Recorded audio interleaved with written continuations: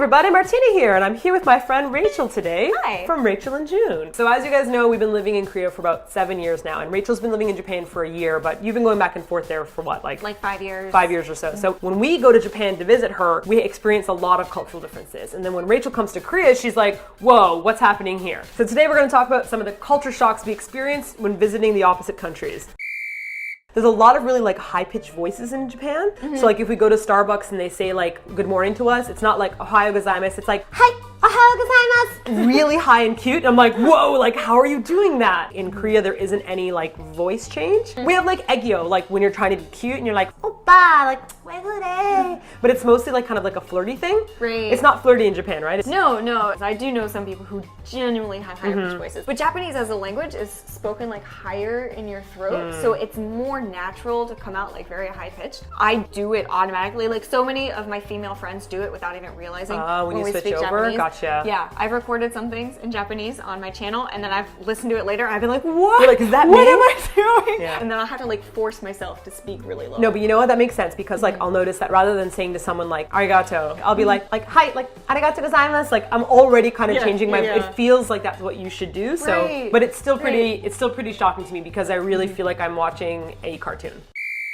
I will tell you something else that really stood out to me in Korea. The streets that I've walked down, like all of the streets have their doors open and they're just like blaring K-pop music. Out onto the streets, you can hear it everywhere. And you want to hear something funny? When we first arrived in Korea, every single shop, like not even like a clothing store, like every single store would blast music so obnoxiously that you like couldn't sleep at nighttime. And eventually they had to put a ban on like noise pollution. Really? And so when we were in Hongdae, like that sound of music is like way quieter than it used to be. Oh my god. So I'm like, oh, I can hear myself speaking now, but it's like still really loud, right? But I noticed in Japan, there's like 8-bit MIDI music being like, I go grocery shopping, it sounds like an elevator music, like it's like doom doo doom. It's the weirdest thing. First year I was in Japan, I was like, wow, this is so unique. But now actually I want to hear real music. I'm like tired of it sounds like 80s cell phone like ringtones. Yeah. Or 80s, 90s cell phones ringtones. Maybe 80s, they're like 80s called and said that it doesn't have a cell phone yet. So every time I'm out now, it's so noticeable, and just every 5 minutes I'm like, I know this song. What song is this? And then I have to pause for 30 seconds until I can remember. Figure out the song? June, who is this? And he's like, this is AKB48. I'm like, oh, right! Oh, so then you don't mind the noisiness in Korea then, like for the restaurants and stuff like that? Yeah, it's loud and everywhere, but I like having words and like real instruments. Gotcha. Okay, I'll tell you a culture shock I didn't expect to have. Yes. Korea is a very loud place and it is very 24/7. Seoul is a city that never sleeps. I've gotten so used to hearing noise all the time and constantly that when Simon and I come to Japan and we're walking down the street, it's like maybe 8 p.m. on a Thursday, we're going grocery shopping. It is so pin drop quiet and I actually got like anxious. Something's gonna happen. There's like a zombie apocalypse, like dun, dun, dun, dun. Like I could hear the ringing in my ears. People are just like really respectful of noises here, and like you don't want to be super loud and inconvenience other people. Like this is a problem that I still have without realizing it. I talk very loudly, especially in America. My family talks really loudly. It's a They're foreign like thing, shouting at each other all the time. And so like even now after 5 years, sometimes we'll be in public and she's like shh. Yeah. I'm like, I didn't even know. Oh, we've been shushed on the subway and buses. Like I think we've gotten better since being in Korea for like 7 years, but like when we first came, 100% we got shushed. Shh. And then Simon and I are like, I didn't even notice. I know. Foreign struggles. So one thing that I noticed when I've been to Korea, the temples that I've seen in Korea are very brightly colored, like super bright paint. Like that aqua. Right. But generally a lot of the temples and shrines that I've seen here in Japan are just kind of like their natural wood color. Oh. Very like naturey, and like it feels more like, you know, it's set into nature. It feels like a little more mystical to me. I'm not really into colorful things, so I'm not really into the neon colored temples of Korea. For the first time here in Japan, just yesterday, visiting Kyoto, so the temples there, they were very like a bright red. But there was a little bit of like green, like lining to it.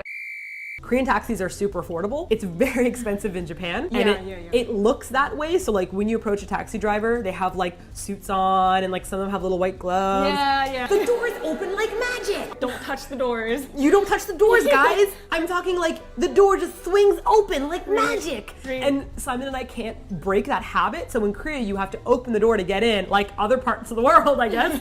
Here it's like you go to touch it and you see them inside being like, and then the door just swings open and you're like, and you get in and it closes automatically. However, what I will say is, Rachel, I have a concern. Yes. Oh, your taxi drivers are dying.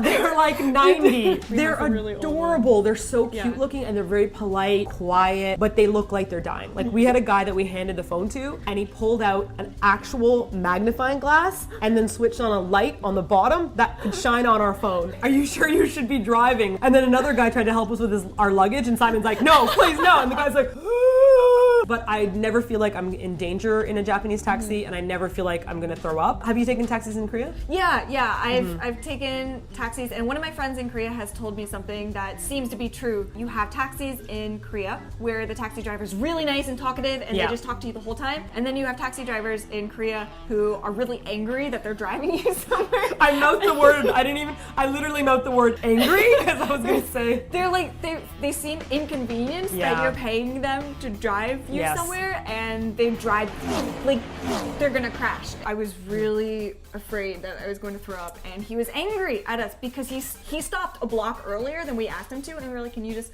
we're the next block, and he was like, I'll just stop here. And we were like, you can drive us more. I was like, no. This is far enough. I was like, why is it a problem to drive us? We're gonna pay you more. You'll get more money. This is such a common problem. That's why I can't say that I hate Korean taxis because I'm split between the two. You definitely have the ones that are super happy. They want to hear where you're from. They want to practice English. They're like really excited that you're in Korea. Great. Those of you that visit Korea, you might have the really nice, awesome drivers and you might have the angry ones, but try not to let them taint your experience of Korea. Have you guys ever traveled to two different countries and experienced like a culture shock when you thought that they would be the same? I feel like we could have the same thing about America and Canada. Yeah. We're like so close by each other. Right. But if I travel to America, I experience culture shock immediately. Like Fahrenheit. Oh yeah. What is that, guys? Oh, I know something that happened to Simon and I in Japan. We were in Tokyo and we went to like a maid cafe and something really crazy happened, but I'm gonna talk about that on your channel actually. All right. Yeah. Sounds good. I think if you guys click over here or somewhere here, it's going to take you over to Rachel's channel and we're going to continue our discussion. We have at least 3 more points that we want to talk about in comparison, and make sure you subscribe to Rachel and June. Thank You have excellent adventures in Japan. Yeah, so let's head over to your channel now. Taking my imaginary stairs. Well, I went out the window this way, so.